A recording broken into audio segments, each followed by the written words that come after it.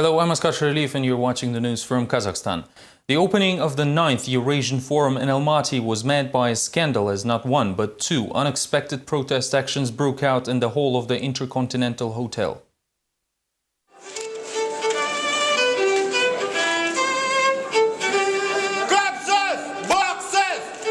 Everything said here is insignificant. The 9th Eurasian Media Forum was opened in Almaty on Tuesday and was immediately described as insignificant by artist Kanat Ibragimov. His performance lasted for only half a minute but caused a stir nevertheless. The freedom of speech is violated in Kazakhstan. Internet sites are being blocked, while for already 7 months we have to use a risograph to print out our newspaper.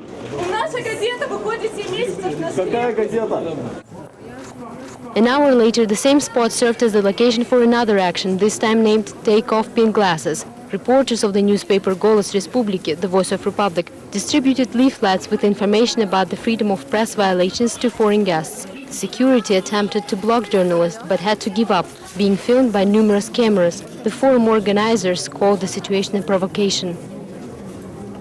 This is a typical effort to shock people. If they allow themselves to do this, they accept such standards of communal conduct.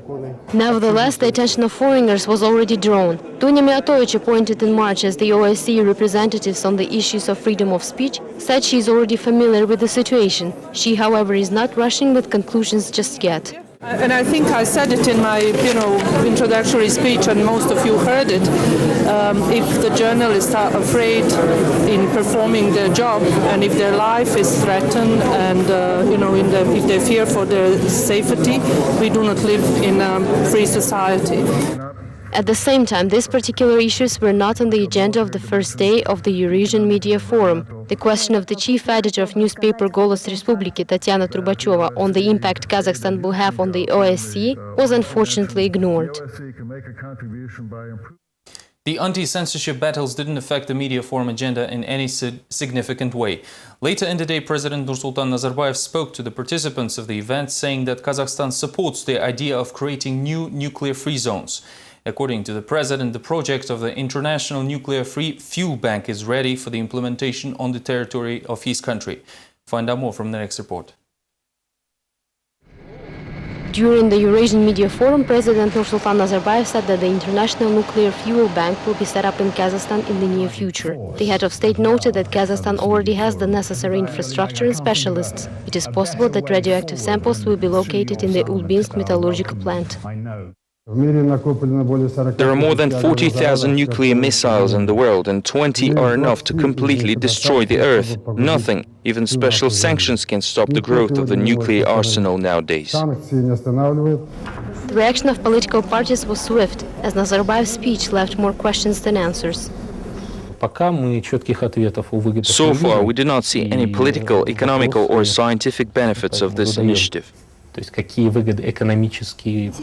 Environment specialist Kaysha Takhanova has already successfully fought against a similar initiative before. She says the Nuclear Technology Bank is a dangerous project and residents of the East Kazakhstan region will never support it, as it has nothing to do with the fight against nuclear terrorism, but has everything to do with the business. I'm against all nuclear projects, as I know well that the International Atomic Energy Agency will always promote nuclear business under the presence of developing the peaceful atom and engaging in disarmaments. Meanwhile, environment experts say that the issue of setting up a radioactive material storage is very sensitive. No country except Kazakhstan has ever proposed such an initiative. NGOs and political parties demand to organize special public hearings so that the cabinet head could have explained what financial means are worth risking the safety of Kazakh citizens.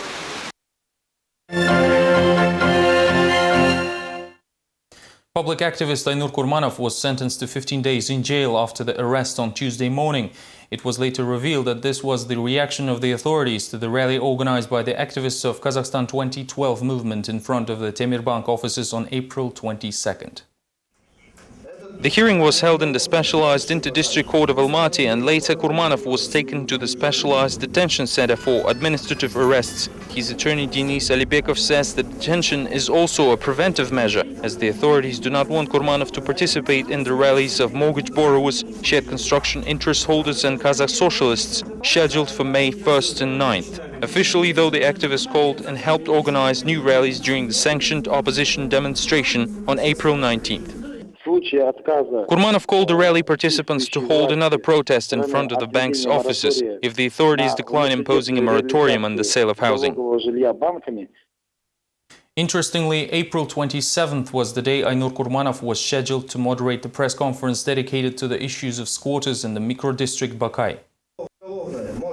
Despite the arrest of the public activist, residents of the infamous micro-district Bakay managed to talk to the press. Activists said the relations with the local authorities are deteriorating. The city council demolished illegal built houses without court orders, while Bakay residents threatened to defend their housing at all costs. Back in summer of 2006, a similar situation has already led to a mass confrontation between the police and people living in Bakay.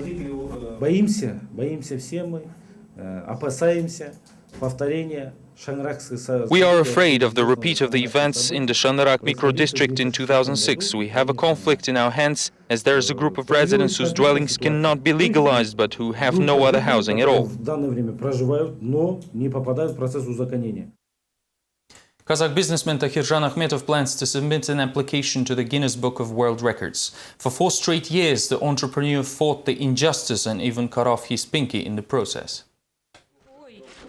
Litigations on his case continued non-stop for 4 years. Akhmetov managed to successfully prove his ownership of a cafe and apartment in the center of Almaty. During this time, though, 25 civil actions and 1 criminal suit were filed against Akhmetov himself. Courts have passed 43 resolutions, 26 prosecutors worked on the appeals and petitions at various times, and the total number of all submitted applications exceeded 300. The businessman also spent more than $1,000 for legal services and used 3,000 sheets of paper. All of that and the cut-off finger make Tahirjan Akhmetov believe he's eligible for a world record.